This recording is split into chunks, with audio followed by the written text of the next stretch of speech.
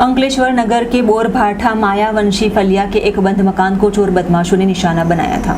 अंकलेश्वर नगर में आए हुए बोरभाठा मायावंशी फलिया के बंद मकान को चोर बदमाशों ने निशाना बनाते हुए सफल चोरी को अंजाम दिया था, जिसमें परिवार शादी के अवसर में शरीक होते हुए बंद मकान को चोरों ने निशाना बनाकर नकद रुपये 5,000 तथा सोने चांदी के गहने वैसे कुल मिलाकर 1,30,000 से भी अधिक के मुद्दामाल की चोरी कर भाग निकले।